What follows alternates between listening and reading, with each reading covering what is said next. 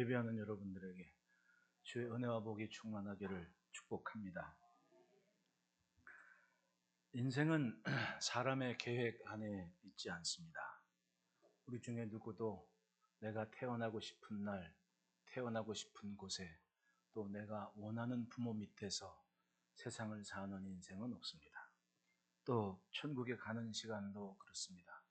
내가 원하는 시간, 내가 원하는 때, 내가 원하는 장소에서 삶을 끝낼 그런 자격이나 권리는 그 누구도 갖고 있질 않습니다.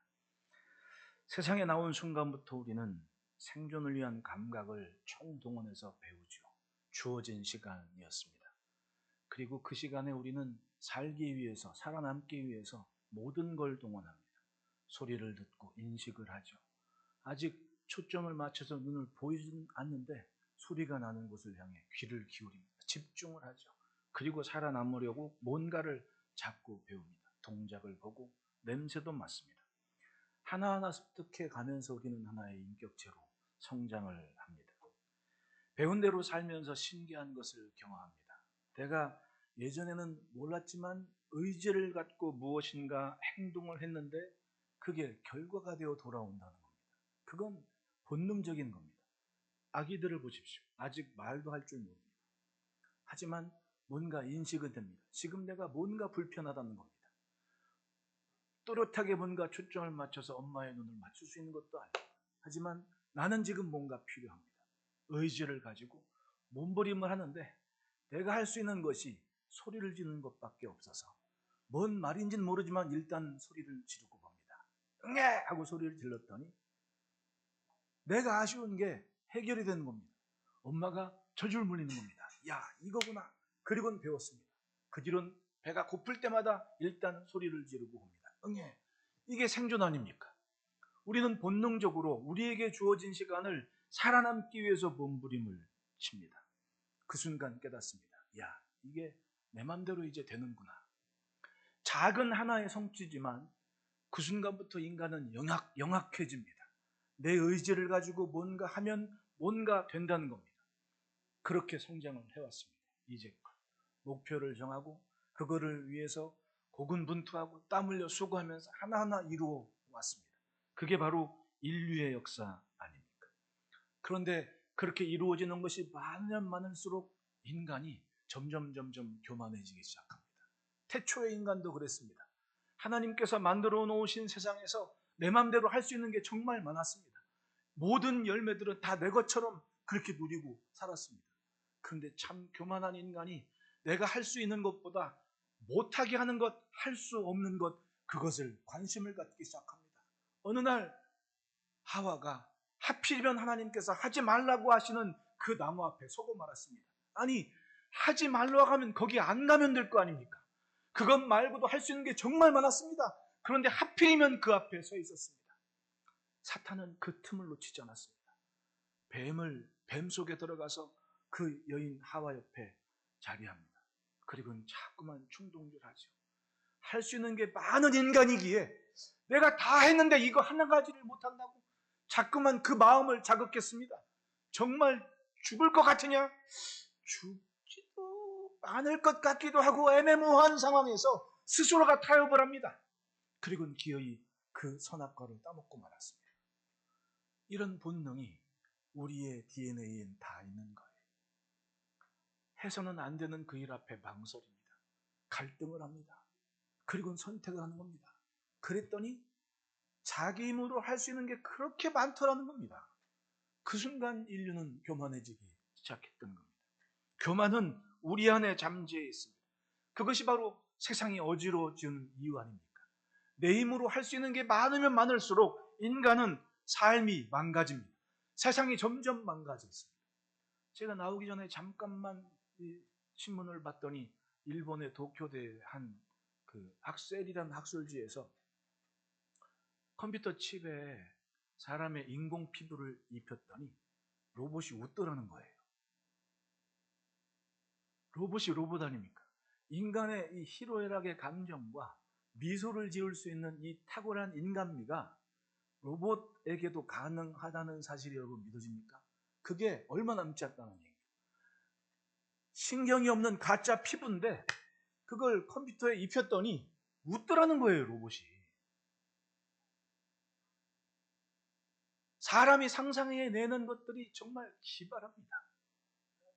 요즘은 그 사람의 이 상상력이 얼마나 대단한지 인류 멸망의 이유를 찾는 한 시나리오 작가가 어디서 찾냐? 인류가 멸망됐다가 새롭게 출발됐는데 멸망의 이유가 사실은 AI였다. 이렇게 얘기를 하는 거예요.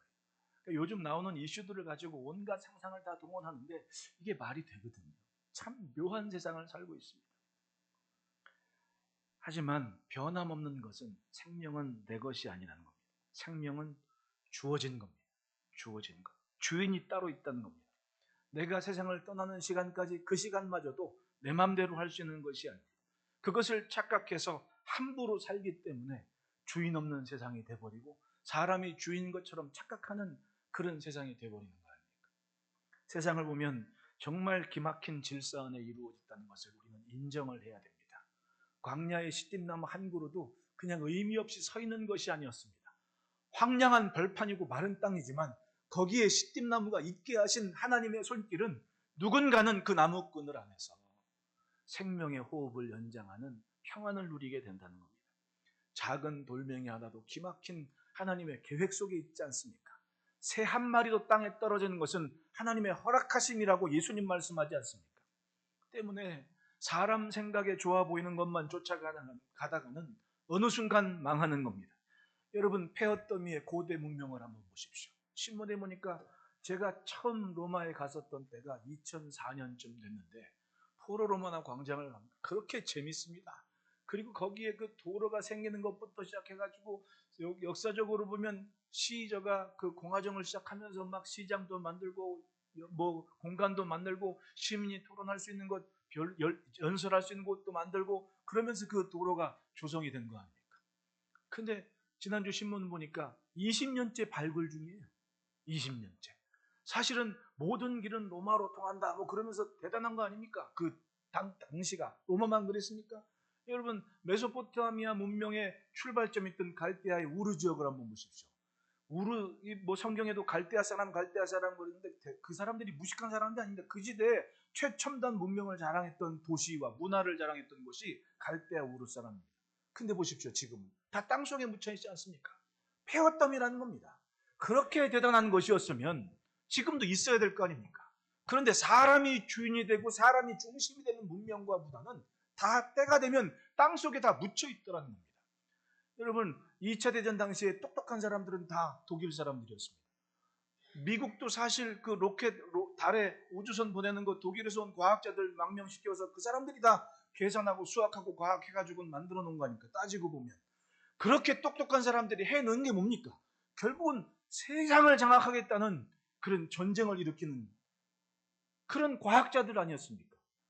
실권자가 누구냐에 따라서 그 시대에 그 대단한 그런 문명들이 어떤 방향으로 가는지 결정이 됐습니다. 전쟁이었던 거예요. 일어나서는 안 되는 일이 일어났고 결국은 그게 사람이 주인되는 세상의 모습 아닙니까? 똑똑한 줄 알고 사람이 뭘 할 수 있는 게 많은 줄 알고 자부하고 자신하지만 결국은 세상을 망가뜨리는 것이 주인 없이 사는 인간이었다는 것을 우리는 잊으면 안 됩니다. 우리는 살아내는 삶에 대해 하나님 앞에 주인이신 하나님 앞에 책임이 있다는 것을 인정을 해야 됩니다. 내 주인이 있다. 하나님 생각에 내가 있다라는 그 기대감을 갖고 살 때는 우리는 곁길로 가진 않을 겁니다. 그리고 겸손을 지키겠죠. 존중과 겸손을 잃지 않는 인간이 되는 겁니다. 여러분, 성경의 사도 바울은 대단한 집안 자제였습니다. 다소라는 곳은 사실은 지중해를 건너는, 사실은 여러분 이 세계사에 보면 페니키아인 하나를 연구해도요, 아브라함이 가나안 땅 정착하기 이전에 지중해 문명을 일궈내는 사람들이 페니키아 상인들이거든요. 대단한 사람들이거든요. 그런데 그 상단들의 그런 정착지와 유통의 중심지가 다소 지역이었습니다. 예나 지금이나 그때 당시에 사업가들의 관심이 되는 주된 아이템이 성경을 보면 1세기까지 이 섬유는요, 대단히 중요한 물류의 중심이었고 부자 되는 길이었거든요. 사도 바울 아버지가 그거였어요. 섬유를 유통하는 다소 집안의 대단한 거부였단 말입니다. 다소 지역에 사도 바울 유적 가면 그 집 앞마당에 우물이 큰 게 있습니다. 저 어릴 적도 우물 있는 집은 부자였습니다. 그리고 보통 사람들은 성경에 예수님 당시만 하더라도 사람들이 자기 집 마당에 우물 갖고 사는 사람 별로 없었습니다. 공동 우물을 두고 마을 전체가 그 우물 길러서 먹었거든요. 근데 사도 바울은 자기 집 앞마당에 큰 우물을 갖고 지금도 그 우물이 있습니다. 대단한 집자지 아닙니까? 그런 부잣집 도령이기 때문에 예루살렘에 아버지가 돈 대서 유학 보냈던 겁니다. 얼마나 이룬 게 많습니까?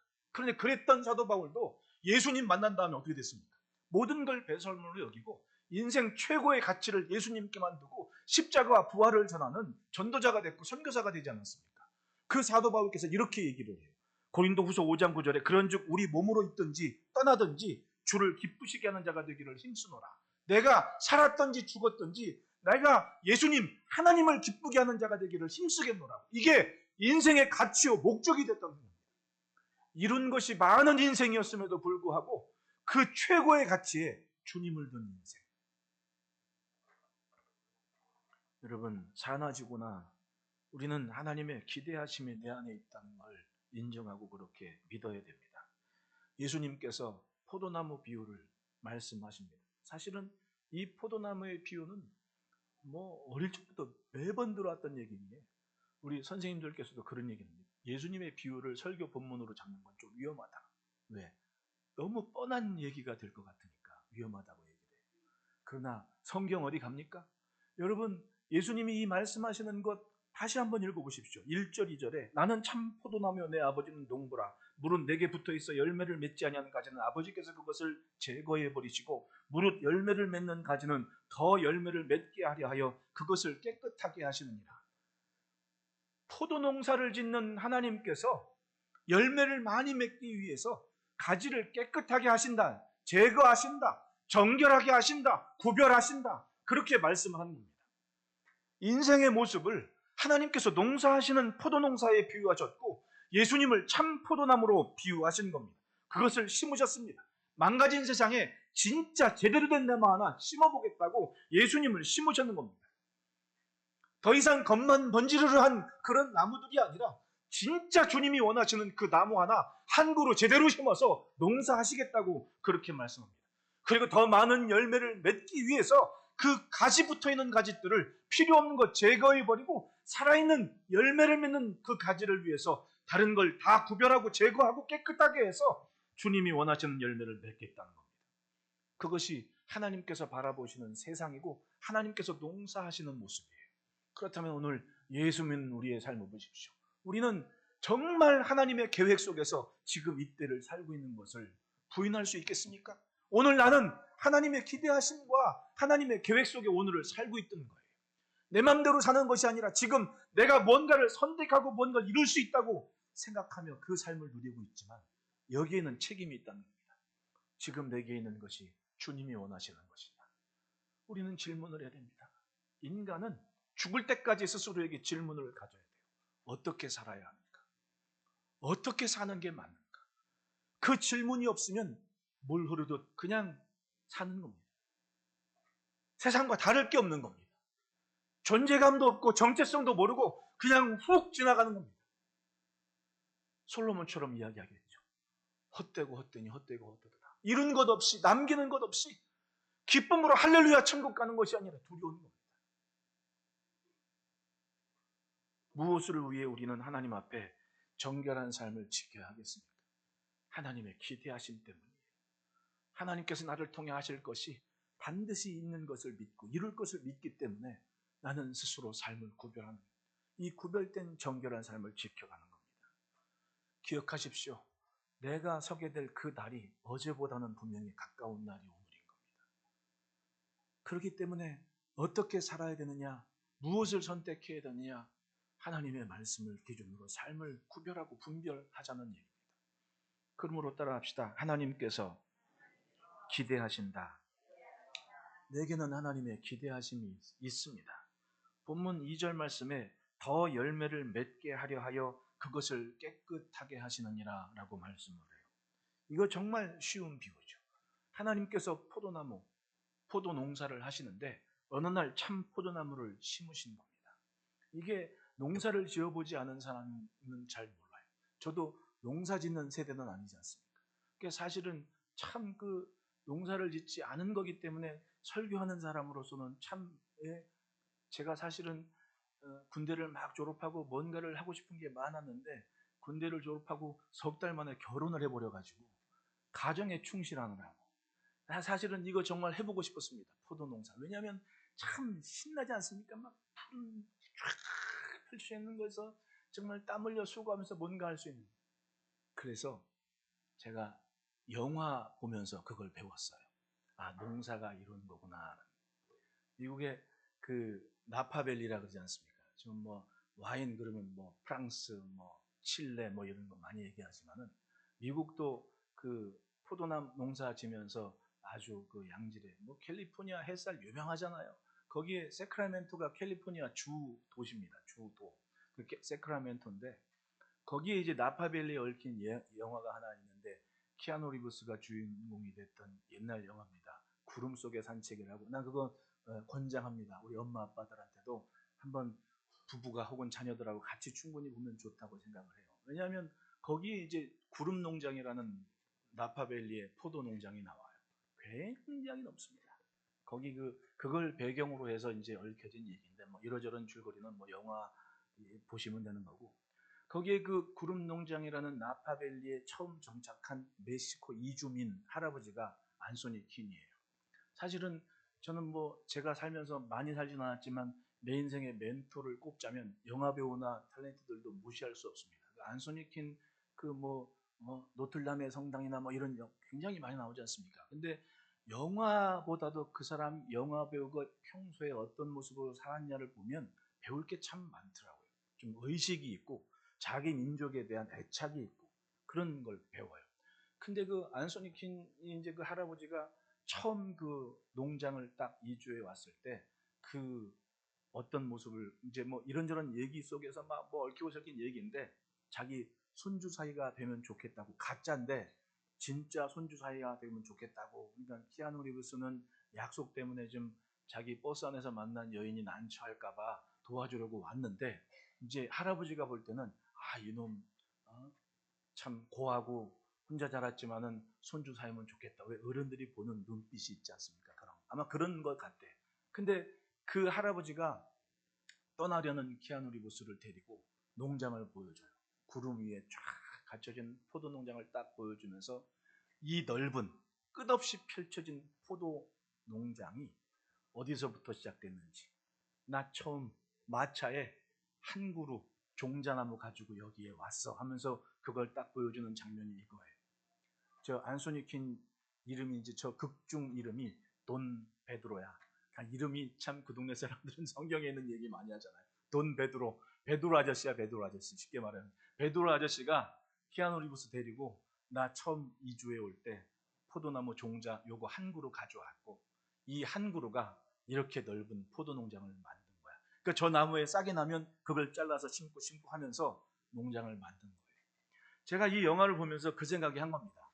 예수님의 포도나무 비유를 하신 그 시점에서 우리는 포도나무 한 그루를 생각하지 않습니까? 근데 예수님께서 그 비유를 하실 때는 이미 다른 많은 포도나무가 있는 시대라는 걸 우리는 인정을 해야죠. 왜? 종교인이 없었습니까? 바리새인이 없었습니까? 사두개인이 없었나요? 서기관이 없었나요? 제사장이 있었거든요. 아브라함 때부터 시작된 많은 포도농사가 이미 이루어지고 있었던 때였다는 얘기입니다. 그런데 그 많은 나무들을 무시하고 하나님께서는 진짜 나무 하나 제대로 심은 게 바로 예수님이셨다는 거예요. 이게 우리가 놓치고 있는 관점이에요. 그냥 우리가 이제껏 배운 거는 포도나무 하나 심었구나 그거 하나를 보는데 이 비유를 말씀하실 때의 시점에서 보면 이미 굉장히 넓은 땅에 많은 포도나무가 심겨 있는 그 상태라는 전제는 가져야 되지 않습니까? 그런데 그 전제에 두고 지금 참 포도나무를 한 그루 심었다는 얘기입니다. 딱 한 그루였습니다.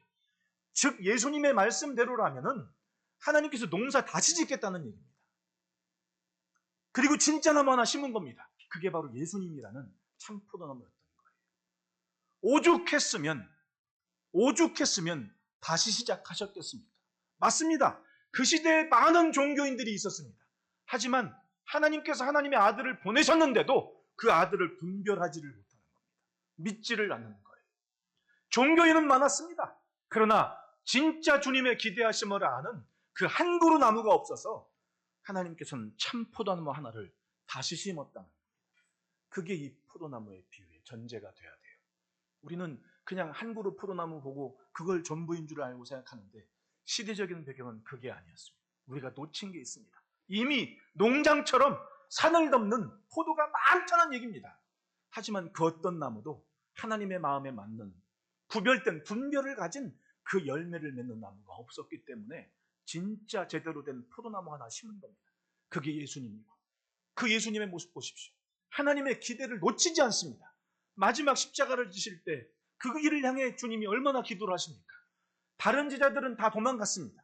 주님은 홀로 십자가를 지셨는데 정말 간절히 이 잔을 내게서 지나게 가게 하십시오라고 기도하면서도 정말 그 하나님의 기대하심을 알기 때문에 기도하지 않습니까? 그러나 내 뜻대로 마옵시고 아버지의 뜻대로 하십시오라는 기도를 빼먹지 않습니다. 맞습니다. 내 마음대로 33년 사는 것 같지만 하나님의 기대하심은 놓치지 않고 살겠습니다. 그게 마지막 기도였고, 그리고 그렇게 십자가를 지신 주님의 마지막 일성은 뭐였습니까? 다 이루었다. 그것이 하나님의 모든 뜻을 이루신 참 포도나무이신 예수님의 마지막 일성이었습니다. 다 이루었다. 하나님의 기대를 놓치지 않는 겁니다. 얼마나 많은 것을 잃어버리셨습니까? 솔직히 예수님 곁에는 예수님이 열매를 위해서 마지막 순간에 같이 있던 제자들도 다 도망가 버렸습니다. 사도 요한 말고는 다 뿔뿔이 흩어지지 않았습니까? 그러고 보면 참 이게 인간적인 시선으로 바라볼 때는 예수님 버리고 도망갔던 다 제자들은 정말 끝까지 이 악물고 순교를 했습니다. 그런데 예수님 곁을 마지막까지 지켰던 사도 요한은 유일하게 순교한 것이 아니라 마지막까지 살아서 사명을 감당하면서 자기 역할을 감당해요. 그게 참 이건 뭐 다른 관점, 저만의 관점이지만은 참 그 사는 것도 모양대로고 살아온 흔적대로 감당하는 사명이나 사는 그 생애가 다르구나라는 걸 내가 나름대로는 느낍니다. 어쨌든 여러분, 예수님은 하나님의 기대하심을 믿고 알기 때문에 그걸 위해 기도했고, 다 떠나가도 마지막까지 하나님을 바라보며 아바 아버지 그렇게 기도를 하면서 다 이루었다라는 그 한마디로 삶을 마쳤다는 겁니다. 그것이 하나님의 기대하심을 믿고 인정한, 그것을 아는 정체성을 품은 그리스도의 모습이었습니다. 예수님 말씀하십니다. 더 열매를 맺게 하려 하여 그것을 깨끗하게 하시느니라. 예, 그렇습니다. 하나님의 기대하심을 믿기 때문에 삶을 하루하루 주님께로부터 멀어지는 것들에서부터 멀어지고 떨어지고, 하나님께서 때로는 나로 하여금 필요한 것만 남기고 다 정리하실 때가 있는 겁니다. 그것이 관계건, 그것이 무엇이건 간에 가만히 돌이켜보면 내게 꼭 필요한 것만 내게 남기신다. 그런 생각은 하며 사는 겁니다. 인간적인 정리보다 중요한 것은 하나님의 기대하심이라는 얘기입니다. 과연 무엇이 하나님께서 원하시는 것이냐. 물은 내게 붙어있어 열매를 맺지 아니하는 가지는 아버지께서 그것을 제거해 버리시고, 맞습니다. 하나님의 계획 속에서 내게 꼭 필요한 것만 내게 남기시는, 그것이 우리의 삶인 겁니다. 우리는 분명히 열매를 위한 하나님의 손길을 품고 삽니다. 따라합시다. 꼭 필요한 것만 내게 있다. 우리는 오늘을 인정해야 됩니다. 내가 주의 약속을 붙잡고 주의 기대하심을 믿고 산다면 내 곁에 있는 것을 인정하고 소중히 여기며 내가 하나님의 기대하심 속에 오늘 길을 간다라는 것을 인정하며 살아야 됩니다. 마지막에는 하나님의 것만 남는 거예요. 안 그렇습니까? 내 애착으로 세상이 이루어지는 게 아닙니다. 마지막에는 하나님의 것만 남는 겁니다. 그것이 바로 예수님의 모습 아닙니까? 참 포도나무이셨던 예수.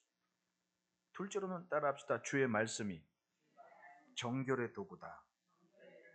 3절에 너희는 내가 일러준 말로 이미 깨끗하였으니, 우리가 예수님을 믿은 이후로 길이 달라진 겁니다. 죽음에서 생명으로 옮겼고 열매 없는 가지에서 열매 맺는 인생으로 바뀌었습니다. 내가 원하는 열매가 아니라 주님이 원하시는, 주인이 인정하는 그 열매를 맺는 모습으로 내 정체성이 바뀌었고 존재감이 달라졌다는 겁니다. 하나님께서 원하시는 그 일을 이루어 가시는 모습. 그 시작이 말씀을 듣고 믿는 것에 있습니다.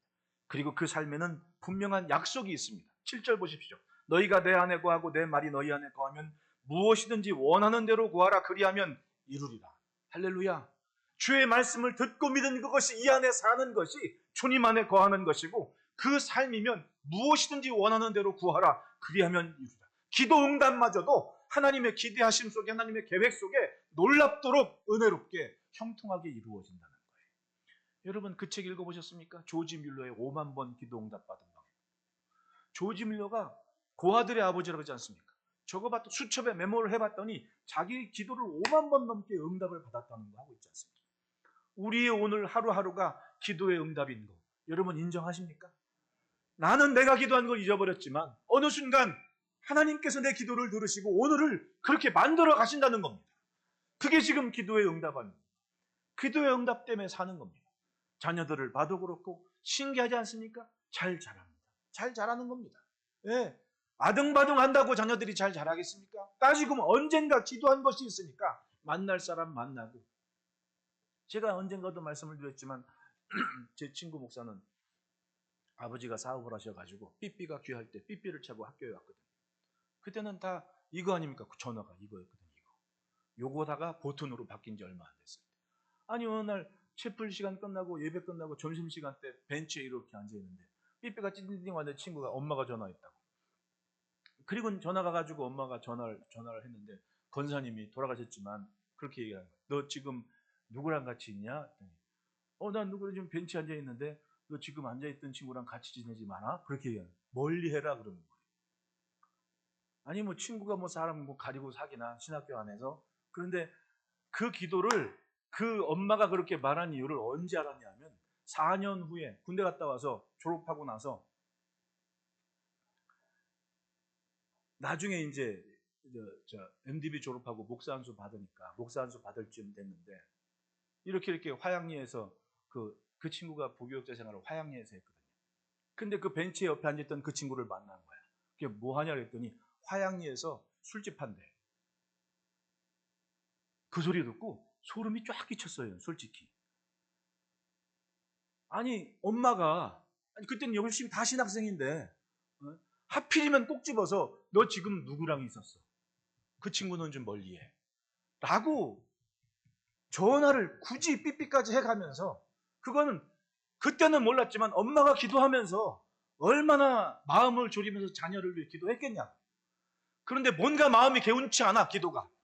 그러니까 급하게 밤 와서 집에 오면 해도 되는 얘기 아닙니까? 급하게 삐삐를 친 거고 아마 그때 그 권사님은 뭔가 기도를 하면서 뭔가 확실하게 마음에 와닿는 확신이나 느낌이 있으셨겠지. 그러니까 굳이 삐삐를 해가지고는 전화를 하게 하셨겠지. 그걸 그때는 몰랐던 거예요. 4년 넘어 그때 한 거예요. 왜 그러셨는지. 소름 끼치는 얘기 아닙니까? 그러면 금묵자욱이라고 옆에 있는 친구 따라 그 친구가 목회하고 있었을 엎어지면 코 닿을 때 있는 친구 사람인데 어떻게 됐겠냐? 생각해보니까 야 정말 기가 막히구나. 기도라는 게 정말 기가 막힌 거구나. 사는 게 그렇습니다. 내가 하나님의 말씀을 듣고 믿고 그리고 그 말씀을 품고 오늘을 살아가면서 감당하는 모든 시간은 하나님께서 뭔가 나를 통해 열매를 맺고 싶어하는 마음 때문에 그 마음이 온전한 길로 지켜지고 이루어지는 그 결과가 있다는 거예요. 예수님이 이 말씀을 하실 때를 보십시오. 따지고 보면 이 비유의 말씀하시고 십자가 지러 가시는 거 아니에요? 그러고 보면 이 비유의 말씀은요 예수님의 유언과도 같은 비유예요. 그러니 얼마나 모든 비유가 다 말씀은 귀하지만 이 말씀만큼은 진짜 절박한 비유의 말씀이라는 겁니다. 맞습니다. 세상에 종교인은 많아요. 포도 열매 맺고 포도나무 많습니다. 그런데 주님께서는 하나님은 굳이 참 포도나무 야 지금 진짜 제대로 한번 해보자. 그리고 예수님을 심으셨다는 겁니다. 이 땅에. 그리고 예수님을 통해서 제대로 붙어있는 가지를 통해 하나님께서 원하시는 그 열매를 맺고 싶어 하신다는 얘기입니다. 마치 우리가 잠깐 영화 속의 한 장면처럼 안소니 킨 그 돈 베드로 할아버지가 자기 손짓을 될 사람하고 야 나는 이 나무 한 그루에서 시작한 거야. 우리 집안은 이래. 이 얘기하는 것처럼 하나님은 우리에게 절실하게 예수님 옆에 붙어 있는 그 말씀을 양분 삼는 그 심령을 통해서 하나님의 나라를 확장해 가시는 거예요. 맞습니다. 우리의 사명은 하나님의 나라의 확장인 겁니다. 하나님의 말씀으로 다스림 받고 그 말씀을 푸는 그것 때문에 열매를 위해서 가지를 치는 겁니다. 깨끗하게 자기의 삶을 구별하는 겁니다. 말씀이 정결의 도구가 돼서 그 말씀이 기준이 됩니다. 오늘 이 말씀을 들었으니 이것에 맞게 한번 바꿔보자, 고쳐보자. 그러는 순간 나는 참 포도나무의 열매를 자꾸만 맺어가는 삶이 되는 겁니다. 할렐루야. 예, 다른 포도 많습니다. 요즘도 얼마나 포도 많아요. 포도가 종류가 많아가지고 이제 인간이 얼마나 귀찮아하는지 이젠 씨 없는 포도가 거의 씨 없는 포도도만 요즘은. 네. 그냥 종자를 대량 해서라도 그렇게 막 인간은 대단한 걸 만들어냅니다. 맞습니다. 포도나무 많아요. 그런데 하나님께서 원하시는 참 포도나무, 그건 예수라는 참 포도나무 한 그루였단 말입니다. 다시 시작하신 거예요. 그 말씀을 듣고 제자들 보십시오. 죽을 때까지 그 말씀을 놓치지 않지 않습니까? 여러분, 그 자리에 앉았던 제자들 중에 예수님 십자가 지시기 직전에 다 도망가지 않습니까? 지금 같이 밥 먹고 있는 그 자리에서 심지어는 이 떡상에다 그릇에 손을 같이 넣는 그 중에 하나가 날 팔 거야. 그럼 여러분, 그 문화를 한번 생각해 보시라. 넓게 핀 구운 떡, 우리는 빵이라고 배웠겠지만은 넓게 동그란 그 피타빵 다 쌓아놓은 건데, 접시 진설병 진설하듯이 다 쌓아놨단 말입니다. 그 중에 그걸 찢어서 이제 샐러드 싸 먹어야 되니까 그걸 넣을 거 아니에요. 거기 있는 접시에 손을 딱 뻗습니다. 그런데 우리 밥 먹다가 뭐 그럴 때 있지 않습니까? 젓가락까지 부딪히는, 아이고 먼저 먹으라고. 그럼 예수님 똑같은 겁니다. 제자들하고 빵 먹으시려고 이렇게 손 뻗었는데 하필이면 유다가 또 같이 집었네. 너 먼저 먹어라. 그러셨을 거 아니냐. 그리고 말씀하는 겁니다. 나랑 같이 그 떡상에서 떡 만졌던 그 사람이 날 팔 거야. 다른 사람은 몰라도 난가? 왜? 자기들도 다 그랬으니까. 유다는 알 거 아닙니까? 뜨끔. 그 말을 듣고도 진짜 나가서 그 짓을 하더라고요. 그게 사람인 거예요. 예수님은 그걸 다 알고 계셨습니다. 그리고 사실에 묶여 잡혀가는 그 시간에 제자들이 뿔뿔이 다 도망갈 거 다 아셨습니다. 그 제자들하고 지금 밥 먹고 있는 겁니다. 얼마나 외로우셨겠습니까? 하지만 주님은 그래도 뿌리셨습니다. 그래도 말씀하셨습니다. 그러니까 그 말을 기억해냈던 제자들은 그 말씀 때문에 주님은 승천하셨지만 그 말씀이 사명이 돼서 원하시는 열매를 위해서 생명 바쳐 충성하는 순교자로 자신들의 삶을 감당할 수 있었던 거예요. 할렐루야. 그렇습니다. 맺게 될 것이 있고 나타날 열매가 내 삶에는 있다는 겁니다.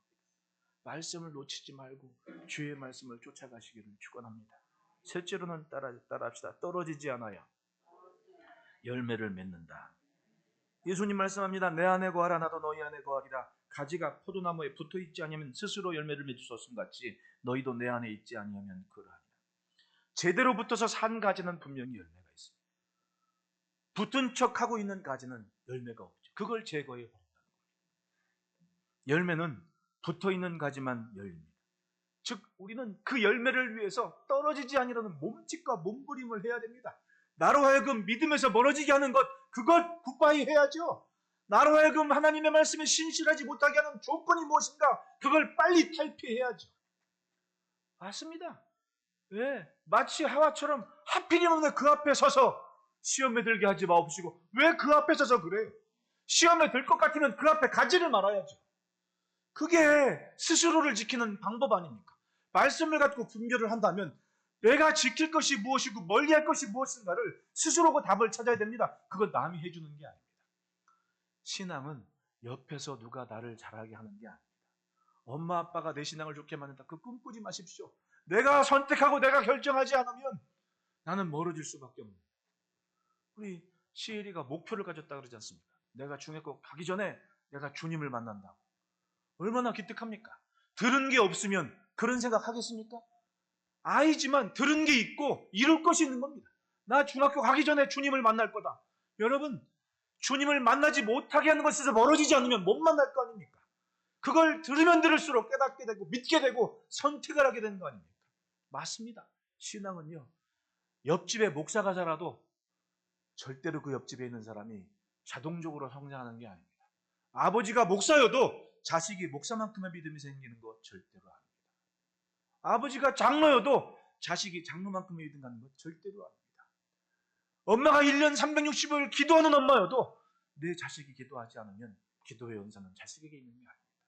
왜냐하면 믿음은 내 스스로가 맺는 열매이기 때문에 그런 거예요. 때문에 겸손히 하나님을 맞닥뜨리는 그 시간을 가져야 돼요.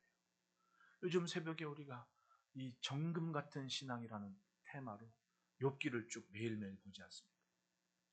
재밌어요. 사실은 욥의 친구들은 자기 아버지 나이에 있는 사람들이고, 그 사람이 뭐 아라비아에서 뭐 대단한 철학가고 신학자고 그런 존경받는 친구들이 다 아라비아 북쪽 뭐 이런 데서 온 친구들입니다. 와가지고 욥을 위로하는데 이 사람들은 지금껏 자기가 경험하고 알고 있는 그 지식을 기준으로 욥을 딱 바라보는 겁니다. 꿈에도 모르죠. 자기가 천국을 봤나? 하늘에 천상회가 있는 줄 알긴 하나? 그냥 자기들의 지식으로만 욥을 딱 봤더니 이제껏 알고 있는 자기의 지식으로는 죄를 진 인간이 아니면 저 지경이 될 수가 없는 겁니다. 그게 예수님 당시에 종교인들의 시선이 다 그랬지 않습니까? 성경을 보면. 그때까지 계속 이어지는 거예요. 근데 욥은 아니 심지어는 자기 자식들이 잔치하고 죄 졌을까봐 잔치 다음날 다 불러다가 자기가 화목제, 이제 회개 제물 번제를 드리면서 하나하나 다 죄사함 받고 기도하고 막 그랬는데 자기가 억울하거든요. 근데 대단한 게 뭐냐면 그렇게 억울해도 하나님께로부터 멀어지진 않는 그 억울함을 가지고 친구들이 뭐라고 막 그러면 니들은 몰라도 한참 모르니까 좀 갔다가 좀 다시 와라. 네가 하는 거 내가 모를 것 같냐? 지금 그게 아니라고. 지금 나는 억울하게 하나님이 치셨기 때문에 이 고통을 당한다. 그러면서 또 하나님께 항변하는 모습을 보면 참 절실하구나. 응? 야고보, 예수님의 동생 야고보가 이렇게 성경에 보면 욥의 인내를 배우라고 해요. 근데 그 욥의 인내가 뭐였냐 하면 알고 보니까 그렇게 원통하고 분해도 하나님 앞에서 멀어지지 않고 그걸 딱 하나님 앞에 지금 토하고 있는 겁니다. 그 얘기를 다 듣고 나서 하나님께서 나중에 짠 나타나십니다. 그리고 욥의 친구들한테 그렇게 얘기하죠. 니들은 똑똑하긴 한데 가서 회개 제물을 가지고 욥 앞에 가서 회개 제물을 드려라. 그리고 욥이 기도하면 내가 용서해 준다. 이렇게 말씀을 하시거든요. 그러니까 쉽게 말하면 그 시대에 대단한 종교인들이었고 대단한 동네 어른들이었지만은 하나님 보실 때는 이건 좀 시원찮고 가짜, 알 걸 모르는 사람들이었던 거예요. 회개하지 않으면 용서하지 않겠다. 근데 여러분 욥의 친구들 하는 얘기를 보시죠. 틀린 말 아니거든요. 네? 시작은 매악하였으나 끝은 창대하리라. 얼마나 멋진 말씀이에요. 그거 한 겁니다. 근데 하나님은 잘못했다고 구박하시거든요. 그리고 회개하지 않으면 용서하지 않겠다고. 대단히 화가 나신 겁니다. 이야, 기똥찬 말들을 했는데 주옥 같은 말들을 남겼는데 회개하지 않으면 용서를 안 하신대요. 그리고 욥은 그 욥을 데리고 하나님께서 하시는 게 있습니다. 딱 세워놓고 하시는 말씀이 너 내가 하늘의 기초를 땅의 기초를 닦을 때 너 뭐 했냐? 갑자기 그렇게 막 하나님 보십시오. 들으십시오. 내가 얼마나 원통한지 아십니까? 하나님이 나를 화살로 쏘십니다. 관역 삼아서 그렇게 쏘아대십니까? 그렇게 막 항변을 하는데 하나님이 딱 부르셔가지고 너 땅의 기초를 닦을 때 너 뭐하고 있었냐? 갑자기 그렇게 똑똑한 항변했던 기도하고 막 부르짖던 욥이 할 말이 없는 거야. 너 내가 하늘의 별을 만들고 달을 만들 때 너 그때 뭐 했는데? 욥이 하늘을 딱 전에 할 말이 없는 겁니다. 그때 욥이 그렇게 얘기하죠. 하나님, 제가 귀로만 듣던 주의 말씀을 내 눈으로 지금 보고 있습니다. 그리고 회개를 해요. 사는데 너무 열중인 나머지 우리가 놓치고 있는 게 있습니다. 내 마음대로 할 수 있는 게 많아서 내가 다 이뤘고 내가 다 해낸 걸로 착각을 해요. 그것 가지고 당위성을 얘기하면서 하나님 하고 얘기하지만 하나님은 그런 욥에게 얘기하는 겁니다. 네가 바람이 어디서 오면 어디로 가는지 알겠느냐? 네가 땅이 왜 저렇게 버티고 있는지 아느냐? 너 해와 달이 왜 저기 있는데?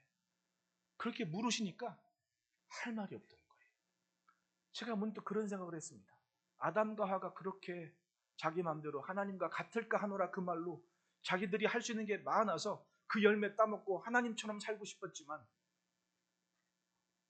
기어이 선악을 알게 하는 나무의 열매를 따먹고 쫓겨날 때 그때 그 모습을 증거가 되는 피조물들이 있지 않습니까? 다른 건 몰라도 하늘이 보고 있었고 별이 보고 있었고 해가 보고 있었고 달이 보고 있었다는 겁니다. 맞습니다. 우리는 역사 안에서 세계의 창조의 질서 안에서 그 하나님의 흔적과 하나님의 손길을 찾아야 됩니다. 어느 시대를 막론하고 그렇게 대단했던 인류의 찬란한 문명조차도 지금은 다 땅속에 있다는 것을 인정해야 됩니다. 지금은 아니겠습니까? 대단히 많은 것을 이뤄내고 있지 않습니까? 우리가. 불편한 거 있으면 어떻게든 해내는 인간이 바로 우리입니다. 불편한 거. 제가 요즘 보고 싶은 영화가 하나 있는데 백투 더 퓨처라는 마이클 J 폭스가 20대 때 이 파킨슨이 왔잖아요. 20대 때. 그랬단 말이에요. 근데 그 친구가 나와서 어른이 돼가지고는 간증을 하고 다니는 겁니다. 감사한 마음이 있으면 긍정적인 삶을 살아낸다. 감사하는 마음이 있으면 긍정적인 삶을 살아낸다. 몸이 막 이렇게 되면서도 지금 그 얘기를 하는 거예요. 뭐 인간성도 그렇고 그런 스토리도 중요하지만 그 백투 더 퓨처 사실은 그 영화들이 1980년대의 시각 아닙니까?